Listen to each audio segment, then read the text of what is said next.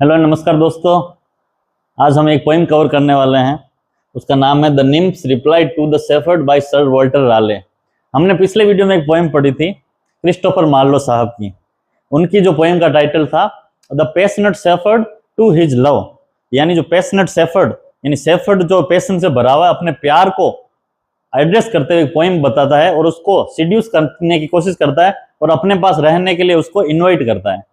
लेकिन ये जो पोइम है सर वॉल्टर राले की the nymph's reply to the shepherd, ये उस पोइम का जवाब है। मार्लो का जो पैशनेट शेफर्ड है वो जिस अपनी बिलविड को एड्रेस करते हुए वो पोइम लिखता है, वो जो बिलविड है वो निम्फ, वो इसको वापस जवाब देती है उस पैशनेट शेफर्ड को।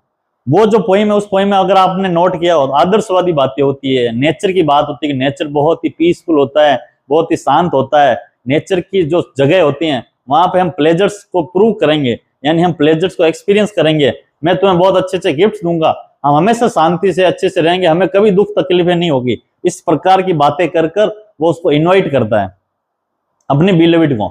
लेकिन ये जो बिलविड है राले की जो ये पोइम है ये प्यार को प्रैक्टिकली रूप से देखती है और वो जो पोइम हमने पढ़ी है वो प्यार को आदर्शवादी रूप में देखती है। तो ये दोनों पोइम एक दूसरे को कॉन्ट्रास्ट करती है और ये पोइम उस पोइम को रिप्लाई दे रही है।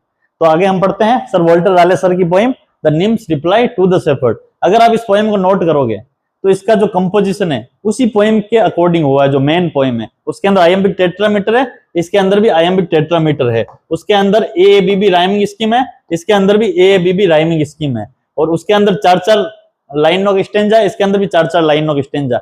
उसके अंदर जो पोएट्री डिवाइस यूज किए गए वही पोएट्री डिवाइस इसके अंदर यूज किए गए। तो यानी कि ये जो है उस पोएम की पैरोडी है, एक तरह से उसको जवाब दे रही है। उसकी जो पोइट्री है मेन पोइट्री, उसको उसकी हंसी उड़ाते हुए उसको प्यार का प्रैक्टिकल रूप समझा रही है। चलिए इस पोएम को शुरू करते हैं, फिर बाद में इसका पोइट्री डिवाइस देखेंगे। If all the world and love were young, यानी पूरी दुनिया और प्यार हमेशा के लिए यंग रहता, यानी प्यार कभी पुराना नहीं होता, प्यार जो हमेशा नया रहता है और दुनिया हमेशा नई रहती है, यानी टाइम अगर नहीं चल रहा होता। And truth in every shepherd's tongue, और हर शेफर्ड की टंग में की जबान में ट्रूथ होता, सच्चाई होती। This pretty pleasures might me move, ये जो तुमने मुझे प्लेजर्स की सपना दिखाया है, तुमने जो मुझे प्लेजर्स का सपना दिखाया है वो शायद मुझे मूव कर सकते थे, शायद मैं तुम्हारे साथ रहने के लिए आ भी जाती। To live with thee and be thy love, तुम्हारे साथ रहने के लिए और तुम्हारा प्यार बनने के लिए मैं आ जाती। अगर टाइम और वर्ल्ड हमेशा यंग रहते और शेफर्ड्स की टंग में, शेफर्ड की जबान में हमेशा सच्चाई होती तो मैं तुम्हारे साथ आ जाती। मान लो सब अपनी पोइट्री में बोलते हैं कि हम शेफर्ड्स को उनके फ्लॉक्स को चराते हुए देखेंगे। तो ये बात कर रहा है, ये अब फ्लॉक्स के बारे में क्या बात कर रहा है ये पोइट।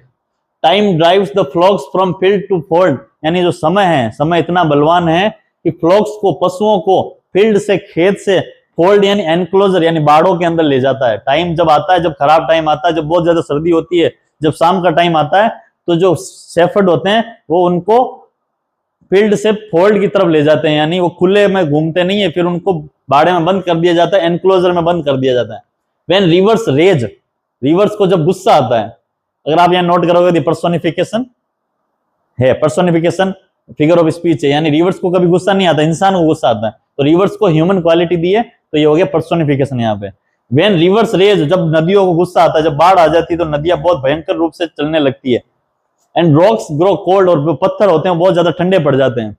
एंड फिलोमल बिकम डम्ब, फिलोमल जो है ग्रीक मिथोलॉजी में नाइटिंगेल होती है। ग्रीक मिथोलॉजी में ये फिलोमल एक नाम की गोडेस होती है जिसको नाइटिंगेल में कन्वर्ट कर दिया जाता है, कोयल बना दिया जाता है। ये बोला जब कोयल डम्ब हो जाती है, कोयल गाना बंद कर देती है, तब द रेस्ट यानी बाकी के लोग कंप्लेन करते हैं, ऑफ केयर्स चिंताओं की कंप्लेन करते हैं, टू कम जो कि आने वाली है, यानी बाकी के लोग जब ये सब चीजें हो जाती है, जब नदी को गुस्सा आ जाता है, जब पत्थर ठंडे हो जाते हैं, जब कोयल गाना बंद कर देती है, तब दूसरे लोगों को ये आभास हो जाता है कि हम हमारे खराब समय आने वाला है, अब हमें चिंता करनी चाहिए, अब हमारा समय खराब आने वाला है। द फ्लावर्स डू फेड, फूल जो हैं शहीद हो जाते हैं, फूल जो हैं फेड हो जाते हैं। And wanton fields to wayward winter reckoning yields, इस लाइन का मतलब ये है कि जब सर्दी आती है, वेंटन फील्ड यानी हरे भरे खेत, जब सर्दी आती है तो हरे भरे खेत को नष्ट कर देती है। A honey tongue a heart of gold in fancy's spring but sorrow's fall, यानी तुम्हारी जो जबान है हनी यानी शहद की तरह मीठी है, अ हार्ट ऑफ गोल्ड यानी तुम्हारा दिल भी हो सकता है साफ हो, इज फैंसी स्प्रिंग, यानी वो जो तुम अच्छी अच्छी बातें कर रहे हो वो सिर्फ बसंत ऋतु की बात करते हो तुम, स्प्रिंग यानी बसंत ऋतु की बात कर रहे हो, बट सोरोज फॉल, लेकिन बाद में पतझड़ का मौसम भी तो आता है, बसंत ऋतु आ रही है तो पीछे पीछे पतझड़ का मौसम भी तो आ रहा है, इसलिए ये जो अच्छे दिन है हमेशा के लिए नहीं चलते, दिन जो है बदलते रहते हैं। Thy gowns, thy shoes, thy beds of roses, thy cap, thy kirtle and thy posies soon break, यानी तुमने जो जो गिफ्ट्स के मुझे वादे किए हैं, gown, shoes, beds of rose, cap, kirtle, posies, ये सब जो है हम कब बहुत जल्दी टूट जाते हैं, सून ब्रेक जल्दी टूट जाते हैं, सून विथर बहुत जल्दी ये खराब हो जाते हैं, सून फॉरगॉटन बहुत जल्दी इनको भुला दिया जाता है, फोली राइप इन रीजन रोटन, यानी तुम्हारी जो बातें हैं, फुलिशनेस वाली जो बातें हैं, वो जो राइप है, यानी तुम्हारी जो फुलिशनेस वाली बातें हैं, फुलिशनेस से भरी हुई है, इन रीजन यानी अगर तुम दिमाग लगाओगे तो ये जो बातें हैं रोटन है, यानी ये पूरी सड़ी हुई बातें तुम्हारी, इन बातों में कोई दम नहीं है, अगर कोई व्यक्ति दिमाग वाला है तो ये बातों में नहीं मानेगा। Thy belt of straw and ivy buds, तुम्हारे जो स्ट्रो और आईवी बर्ड्स के जो बेल्ट हैं, the coral clasps and amber studs, all this in me no means can move, यानी तुम्हारी जो भी ये गिफ्ट देकर जो तुम मुझे लालच देना चाहते हो, मुझे तुम वू करना चाहते हो, मुझे तुम अट्रैक्ट करना चाहते हो, मुझे ये बातें मूव नहीं कर सकती, यानी ये बातें मुझे अट्रैक्ट नहीं कर सकती। To come to thee and be thy love, तुम्हारे पास आके तुम्हारा प्यार बनने के लिए ये वाली बातें, ये जो गिफ्ट है, जो तुम आदर्शवादी बातें कर रहे हो, वो मुझे मूव नहीं कर सकती, वो मुझे अट्रैक्ट नहीं कर सकती। बट कुड यूथ लास्ट, लेकिन अगर यूथ जवानी लास्ट लंबी चल सकती, यानी जवानी अगर हमेशा के लिए रह सकती, एंड लव स्टिल ब्रीड, और प्यार भी हमेशा के लिए रह सकता, हेड जॉयज नो डेट, यानी खुशी की कोई डेट नहीं होती, हम हमेशा खुश रहते हैं, नॉर एज नो नीड, और ना ही हमारी एज होती और ना ही हमें कोई जरूरत पड़ती, यानी ये कहना चाहता है कि समय बदलता रहता है, हमारा अगर यूथ जो है, हमारी जवानी हमेशा के लिए रहती, हमारा प्यार अगर हमेशा के लिए रहता, और जॉय की यानी खुशी की कोई डेट नहीं रहती, और एज नहीं, किस हमारे दोनों की एज नहीं होती और ना ही हमें कोई जरूरत होती, then this delights my mind might move, फिर अगर ये सब चीजें होती तो मैं तुम्हारी बातों में आ जाती, लेकिन ये सब चीजें जो टाइम है हमेशा गुजरता रहता है, प्यार जो है धीरे धीरे खत्म हो जाता है, जो हम आदर्शवादी बातें करते हैं धीरे धीरे हमारी समाप्त हो जाती है, जैसे जैसे उम्र बढ़ती है वैसे आदर्शवादी बातें खत्म हो जाती है, फिर लाइफ की प्रैक्टिकलिटी, लाइफ की रियल लाइफ हमें हिट करती है, तब हमें पता चलता है मैं तो सपनों में ही जी रहा था। तो ये जो है सच्चाई की बात कर रहा है, वो जो सेफर्ड जो बात कर रहा था वो सपनों की बात कर रहा था। To live with thee and be thy love, ये सारी बातें होती है, हमारा प्यार हमेशा के लिए रहते हैं, हमारी उम्र नहीं होती, हमारी जो खुशी है उसकी कोई तारीख नहीं होती, हमारी एज नहीं होती, हमें कोई जरूरत नहीं होती, तो मैं तुम्हारे पास आ जाती और तुम्हारा प्यार बन जाती, लेकिन क्योंकि समय बदलता रहता है, खुश सुख जब आता है उसके पीछे पीछे दुख भी आ रहा होता है, इसलिए ये बातें तुम्हारी मुझे अट्रैक्ट नहीं कर रही है, तुम्हारी जो बातें मूर्खतापूर्ण है।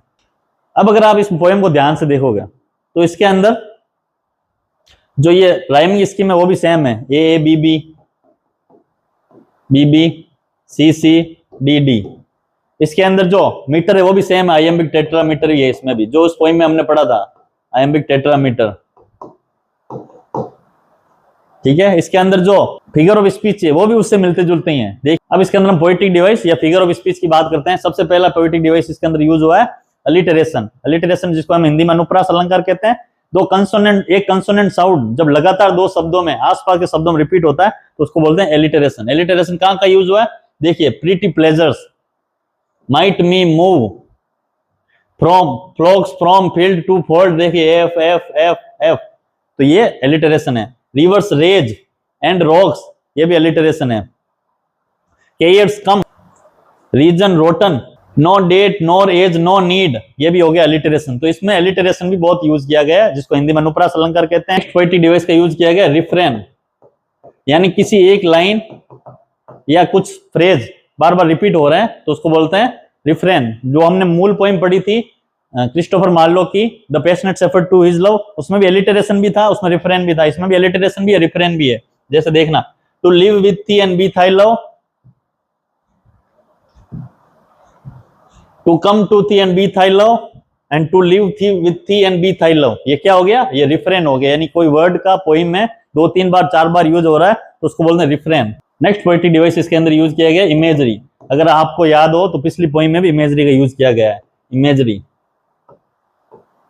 इमेजरी यानी क्या होता है, जब हम कोई पोइम की लाइन पढ़ते हैं तो हमें जो हमारी 5 सेंसेशन होती है, सुनना, सूंघना, देखना, स्मेल करना और टच करना, इन 5 सेंसेस से रिलेटेड कोई बात चल रही हो, रिवर्स रेज यानी बाढ़ की बात चली तो हमारे दिमाग में इमेज बनती है रिवर की। रॉक्स ग्रो कोल्ड यानी रॉक्स की इमेज बन रही है हमारे दिमाग में, तो ये क्या हो गया, विजुअल इमेजरी। तो एक तो होगी इसके अंदर विजुअल इमेजरी। द फ्लावर्स, ये भी विजुअल इमेजरी में आएगा। थाई बेड्स ऑफ रोजेस, ये भी हम जब पढ़ते हैं तो हमें दिमाग में इमेज बनती है फूलों के बेड की, तो ये भी इमेजरी में आ गया। ये सारी बातें भी इमेजरी में आएगी, क्योंकि इमेज बनती है जब हम बातें पढ़ते हैं कि केप, तो केप की इमेज बनती है। कर्टल यानी गाउन की इमेज बनती है। पोजीज यानी एक तरह गुलदस्ता, उसकी इमेज बनती है। तो जब हमारे दिमाग में 5 सेंसेशन से रिलेटेड कोई बात किसी पोएम में हो रही हो तो उसको बोलते हैं इमेजरी। तो ये तो हो गया विजुअल इमेजरी। इसके अंदर ऑडिटरी इमेजरी का भी यूज हुआ। फिलोमल बिकम डम, फिलोमल का मतलब नाइटिंगेल यानी कोयल जब गाना गाना बंद कर देती हैं, तो इसके अंदर भी जब गाने से रिलेटेड बात हो रही है तो हो गया ऑडिटरी इमेजरी। ठीक है, 3 प्रकार के पोएटिक डिवाइस हो गए इसके अंदर, अलिटरेशन, रिफ्रेन और इमेजरी। हमारा पर्सोनिफिकेशन। पर्सोनिफिकेशन का कहाँ यूज हो रहा है, टाइम ड्राइव्स द फ्लोक, यानी टाइम यानी समय भेड़ों को थोड़ी ड्राइव करता है, शेफर्ड जो है वो ड्राइव करता है। तो टाइम को क्या दिया गया, इंसान की क्वालिटी दी गई है।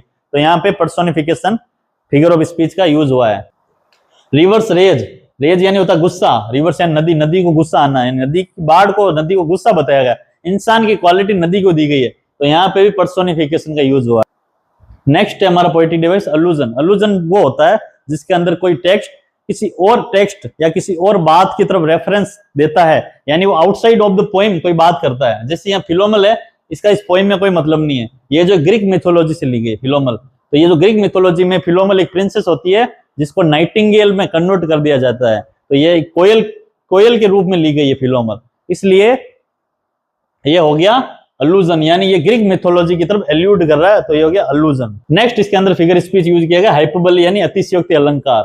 यानी इसके अंदर देखो क्या बात कर रहा है, had joy is not date, यानी जॉय की कोई डेट नहीं होती, एज की कोई जरूरत नहीं होती। तो ये कोई हो सकता है कि ये हमारी लिमिटेशन से बाहर की बात कर रहा है, यानी बड़ा चढ़ा के बात कर रहा है, तो इसके अंदर हाइपरबोली है। मैं उम्मीद करता हूं आपको ये पोएम समझ में आ गई होगी। Thank you very much, all the very best.